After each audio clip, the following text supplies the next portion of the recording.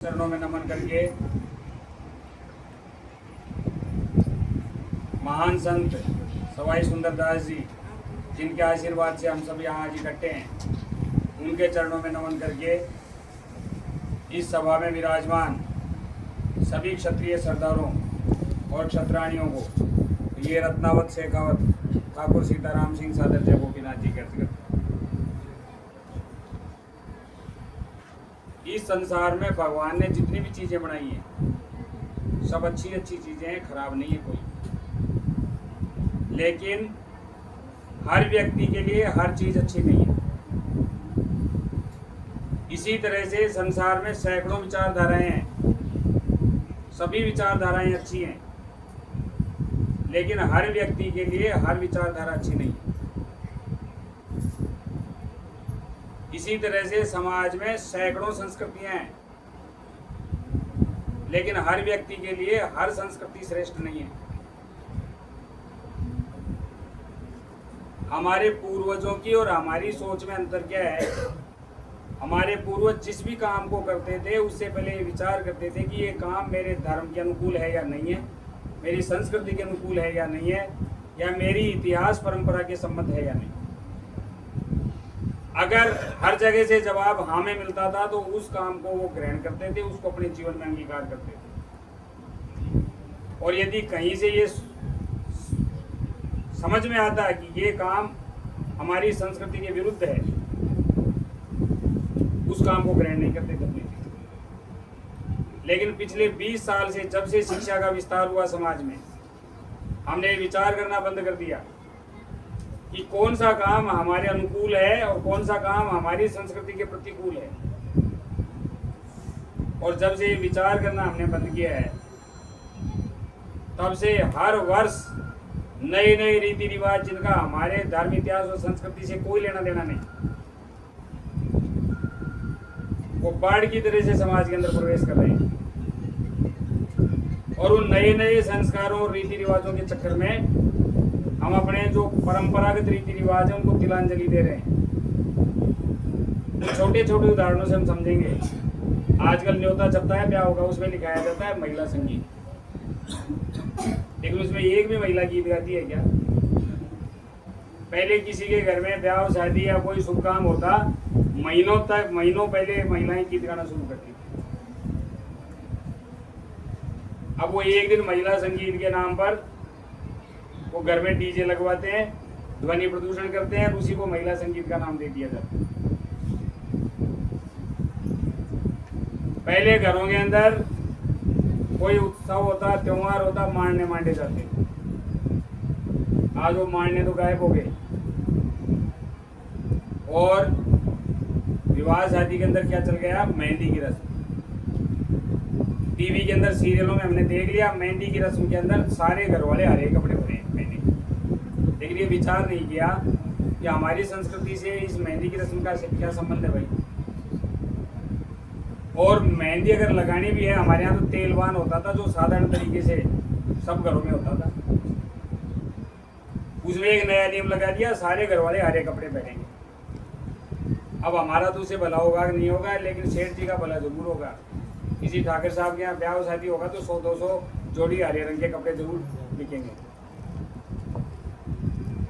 फिर एक नई रस्म चला दी, हल्दी की रस्म। उस दिन सारे घर वाले पीले रंग के कपड़े पहनेंगे। पिछले 20, 30, 50 वर्षों से धर्म के नाम पर हमारे गांवों के अंदर भागवत कथाएं, राम कथाएं और अब न जाने नई नई और कई प्रकार की कथाओं को शुरू कर रहे हैं लोग। और उससे पहले क्या करेंगे? वो एक कलश यात्रा निकालेंगे। उसमें बाकायदा पहले नाम लिख करके अपॉइंटमेंट दिया जाता है कि आप इतने नंबर की मटकी लेकर के चलोगे। हमने कभी ये विचार नहीं किया कि हमारे घरों में कब से महिलाएं कलश यात्रा के अंदर शामिल होती थी। साधारण रूप से करके काम करते हुए भगवान का नाम लेना हमारी संस्कृति का। और ये कार्यक्रम दिनों दिन बढ़ते जा रहे हैं। पहले कोई 2-4 साल में एक कार्यक्रम होता था, अब एक साल में 2-4 कार्यक्रम होने लगे हर गांव के अंदर। शुरू में भागवत कथा चली, अब भागवत के विरुद्ध थोड़ा सा मोह भंग हुआ है लोगों का, अब राम कथा शुरू कर दी। कथा करने वाले वही लोग हैं, और उस कथा पे करते क्या है वो, कोई राजी खुशी उनको दान देते तो ठीक, नहीं तो धर्म के नाम पर डराते हो रहे लोगों को। और ठाकर चाहे किसी से नहीं डरे, लेकिन धर्म के नाम पर जरूर डरेगा। तो हमको ये धर्म के नाम पर डरना बंद करना पड़ेगा, और हमारे धर्म की जो छोटी छोटी बातें हैं उनको अपने जीवन में अपना करके अपने घरों के अंदर लागू करना पड़ेगा, तो ही हमारा कल्याण संभव है। अन्यथा हम अपने धन को भी खोएंगे, अपनी संस्कृति को भी खोएंगे, और जो समाज अपने धर्म और संस्कृति को खो देता है उसकी पहचान कालांतर में बिल्कुल समाप्त हो जाती है। इसका उदाहरण हमारे सामने अभी एक जाति है, मीणा जाति, जो जयपुर के अंदर बहुतायत में मिलती है। जयपुर क्षेत्र के जब ढूंढाड़ क्षेत्र में कछाओं का आगमन हुआ, उससे पहले मीणा यहाँ के शासक हुआ करते थे। लेकिन कछाओं के राज्य के बाद कुछ समय तक उन्होंने कोशिशें की राज्य प्राप्त करने की, लेकिन असफल रहे। और आज वो अपनी संस्कृति को, अपने इतिहास को खो करके अपने आप को जनजाति में स्वीकार करने में अपना गर्व का अनुभव करते हैं, जबकि किसी समय की वो शासक जाति है। और अब हम भी तेजी से उसी दिशा में बढ़ रहे हैं। यदि समय रहते हमने अपना आत्मावलोकन नहीं किया, किसी भी काम को हम अपने घर में क्यों कर रहे हैं, ये क्यों का प्रश्न हमने अपने आप से नहीं पूछा, हम यूं ही जैसे दुनिया बह रही है वैसे हम भी बहते चले जाएंगे, और एक दिन अपना सब कुछ भुला करके शूद्रत्व की जिंदगी को ग्रहण कर लेंगे। लेकिन यदि हमें वापस क्षत्रिय बनना है तो क्षत्रिय जीवन पद्धति की क्या श्रेष्ठ बातें उनकी खोज करनी पड़ेगी, उनको जीवन में धारण करना। बातें बहुत हैं, लेकिन मैं केवल एक ही उदाहरण के साथ अपनी बात पूरी करूंगा। शास्त्रों में लिखा है हर युग का उस युग में पैदा होने वाले लोगों पर प्रभाव पड़ता है। सतयुग में यदि आदमी पैदा होता है तो उसको इतनी मेहनत नहीं करनी पड़ती सदाचार के रास्ते पर चलने। लेकिन जब आदमी कलयुग में पैदा होता है तो कलयुग का असर होता है जीवन पर। लेकिन हमारे पूर्वजों ने इसका भी रास्ता छोड़ा है कि हमारे जीवन पर कलयुग का असर नहीं हो। राजा नल और दमयंती की कथा हम सबने सुनी है। कलयुग के प्रभाव से राजा नल और दमयंती के बीच में बिछोह हुआ, अनेक वर्षों तक उनको यातना झेलनी पड़ी। लेकिन अंत में अपने सदाचार के रास्ते पर चल करके चलते रहे वो दोनों, तो अंत में उनका मिलन हुआ। लेकिन जब रानी दमयंती को ये पता चला कि मेरे जीवन में जितने भी कष्ट हुए उसमें इस कलयुग का योगदान है, तो उन्होंने कलयुग को श्राप देने की इच्छा चाहिए। इससे कलयुग घबरा गया और उसने रानी को निवेदन किया कि हे रानी, आप मेरे को श्राप मत दो, मैं आपको वरदान देता हूँ कि इस कलयुग में भी जो आदमी राजा नल दमयंती की कथा सुनेगा उसके ऊपर कलयुग के युग का प्रभाव नहीं। हमारे परिवारों में पहले होली के दिन जब होली का दहन होता है तब उसको एक हल्दी की गांठ दिखाई जाती है और सूत दिखाया जाता कच्चा, और उसी दिन से प्रतिदिन उस सूत के अंदर, उस सूत को पहले उस हल्दी की पीले रंग में रंग करके प्रतिदिन उसमें एक गांठ लगाई जाती, और 10 दिन तक 10 गांठ लगा करके 10वें दिन दशा माता का डोरा पूरा बना करके और राजा नल दमयंती की कथा सुन करके दशा माता का व्रत करती महिलाएं, और उस डोरे को अपने गले में धारण करती, और 12 महीने तक वो डोरा गले में रहता जब तक अगला नया डोरा गले में नहीं आ जाए। वो डोरा जब तक गले में शरीर को स्पर्श करता रहेगा तब तक कलयुग का प्रभाव नहीं होगा। और जिस घर की धिरानी के कलयुग का प्रभाव नहीं है, उस घर के किसी सदस्य पर भी कलयुग का प्रभाव नहीं है। ये वरदान दिया हुआ है कलयुग का, जो कुछ समय पहले तक हमारे परिवारों में चलती थी ये परिपाटी, ये रिवाज, लेकिन अभी पिछले 20-30 साल से बंद हो गई, या चल रही है तो केवल नाम मात्र के रूप में चल रही है।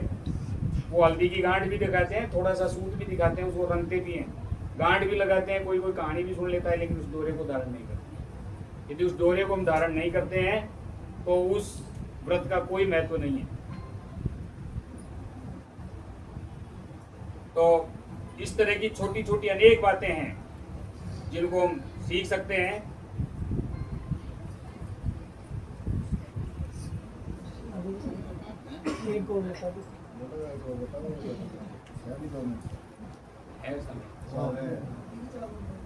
इसी तरह से राजा सत्यवान और सावित्री, आज हम शादियों के लिए घूमते फिरते हैं। पहले दहेज को दोष देते थे कि लड़के वाले दहेज मांगते हैं, लेकिन आज के जमाने में लड़के वालों से ज्यादा दोषी लड़की वाले हैं। उनको भी बाजार में नौकरी वाला लड़का चाहिए, जबकि हमारे पूर्वज योग्यता के अनुसार वर का चयन करते थे, चाहे उसकी आर्थिक स्थिति या दशा कैसी भी हो।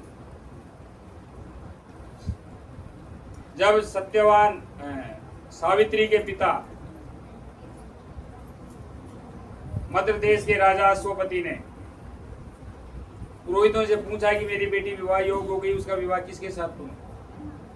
तो पुरोहितों ने कहा, महाराज आपकी पुत्री अत्यंत योग्य है, उसको स्वयं को अपने वर का चुनाव करने दीजिए। तो हम मंत्रियों के साथ उसको भेजते हैं कि बेटी तू जा और तेरे को अपने अनुकूल जो वर लगे उसका तू चयन कर। तब सावित्री अपने पिता के द्वारा भेजे गए मंत्रियों के साथ पूरे देश का भ्रमण करती है और वो राजकुमार सत्यवान का वर्ण करती है अपने पति के रूप में, जिनके पिता उस समय अंधे हो गए थे और राज्य छूट गया था उनका, और वो जंगल में निवास करते थे। सावित्री भी वापस लौट करके अपने पिता को अपने निर्णय से अवगत कराती है। उसी समय नारद जी वहां पहुंचते हैं। तब उनके पिता सोमवती कहते हैं कि महाराज मेरी पुत्री ने सत्यवान का चयन किया है, क्या ये चयन ठीक है? तब नारद जी कहते हैं सत्यवान तेजस्वी है, तपस्वी है, योग्य है, लेकिन उसमें एक दोष है। उसकी आज से ठीक 1 वर्ष बाद मृत्यु हो जाएगी, उसके पास आज से 1 साल का ही जीवन बचा है। इसलिए मेरी सलाह है कि सावित्री का विवाह और किसी के साथ करें। तब सावित्री को बुला करके उसके पिता कहते हैं कि सत्यवान की तो केवल 1 वर्ष की उम्र बाकी है। तब सावित्री कहती है, पिताजी चाहे 1 वर्ष की उम्र बाकी हो, चाहे 1 महीने की हो, चाहे 1 दिन की हो, मैंने जिसको पति स्वीकार कर लिया मेरा विवाह उसी के साथ होगा। और सावित्री का विवाह हो जाता है राजकुमार सत्यवान के साथ। जिस दिन वो 1 साल पूरा होने वाला था, शायद सावित्री गिन रही थी एक दिन, उस दिन वो कहती है आज मैं आपके साथ चलूंगी जंगल के अंदर। सत्यवान के साथ वो जंगल में जाती हैं, तो वो पेड़ पर चढ़ करके लकड़ियां काट रहे थे, तो वो कहते हैं मेरे सर में दर्द हो रहा है। तब सावित्री कहती है नीचे आ जाओ। वो उसको जमीन पर लिटा देती है और उसका सर अपनी गोद में रख करके सर को दबाना शुरू करती है। उसी समय यमराज वहां प्रकट होते हैं और कहते हैं देवी सत्यवान का समय पूरा हो गया, इसलिए मैं सत्यवान को ले जाऊंगा और आप अपने घर पर वापस जाइए। तब सावित्री उनसे पूछती है कि महाराज आप कौन हैं? तो वो कहते हैं मैं यमराज। तब सावित्री कहती है कि मैंने सुना है कि आदमी के प्राणों को लेने के लिए तो यमराज के दूत आते हैं, फिर आप खुद क्यों आए? तब यमराज कहते हैं सत्यवान धर्मात्मा और गुणवान व्यक्ति है, तो जो धर्मात्मा और गुणवान होता है उनके प्राणों को लेने के लिए यमदूत नहीं खुद यमराज को आना पड़ता। यमदूत में इतनी क्षमता नहीं है कि इनके प्राण को ले जा सके। इतना कह करके वो सत्यवान के प्राण को निकाल करके वहां से चलते हैं, तो सावित्री उनके पीछे पीछे चलती है। तब यमराज कहते हैं कि हे देवी आप वापस जाओ, अगर आप नहीं मानती हो तो एक वरदान ले लो मेरे से। तब सावित्री कहती है कि यदि आप मुझे वरदान देना चाहते हैं तो ये वरदान दें कि मेरे पिता के कोई पुत्र नहीं है, इसलिए मेरे पिता को 100 पुत्र प्राप्त हो बलवान। यमराज उसको वरदान देते हैं और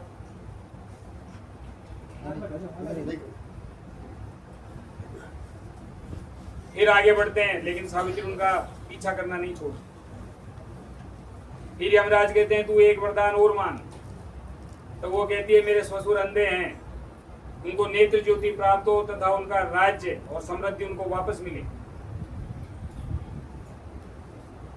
तब यमराज फिर उसको वही वरदान देते हैं। फिर आगे बढ़ते हैं, लेकिन सावित्री फिर भी उनका पीछा करना नहीं छोड़ती। तब सत्यवान पूछते हैं इसके बीच में क्या होता है, हर बार में सावित्री एक कथा सुनाती है और उस कथा से वो अत्यधिक संतुष्ट होते हैं। तीसरी बार में सावित्री कहती है उनसे और साथ में एक बात जोड़ती है कि मैंने हमेशा प्रकृति के अनुसार जीवन जिया है, यदि मेरी बात सच हो तो मुझे मेरे पति का सामिप्य मिले। तब यमराज कहते हैं सावित्री तू बिल्कुल ठीक कहती है, मैं तेरी बात से पूर्णतः सहमत हूं, लेकिन सत्यवान का उम्र की आयु इतनी ही थी, इसलिए तू एक वरदान और मांग मेरे से और तू वापस लौट जा। तब सावित्री कहती है यदि आप मुझ पर प्रसन्न हैं तो मुझे ये वरदान दें कि मैं 100 बलवान पुत्रों की माता बनूं। और यमराज जी बिना विचारे कहते हैं ऐसा ही हो। उसके बाद फिर यमराज आगे बढ़ते हैं, सब सावित्री उनका पीछा करना नहीं छोड़ती। तब यमराज कहते हैं अब तू क्या चाहती है? तब सावित्री कहती है महाराज आपने जो वरदान मेरे को दिया है वो मेरे पति के निकट रहे बिना संभव नहीं है। तब यमराज वापस सत्यवान को बंधन मुक्त करते हैं। यदि हम अपनी सहज और सरल जीवन पद्धति को अपनाएं तो हम संसार में वापस उस ऊंचाई को प्राप्त कर सकते हैं जिसको राज्यहीन होने के बावजूद सावित्री ने प्राप्त किया, केवल अपनी तपस्या और अपने सदाचार के बल। आप सब लोगों ने मेरी बात को धैर्यपूर्वक सुना, इसके लिए धन्यवाद। इन्हीं शब्दों के साथ मैं अपनी वाणी को विराम देता हूँ। सागर जय गुरु।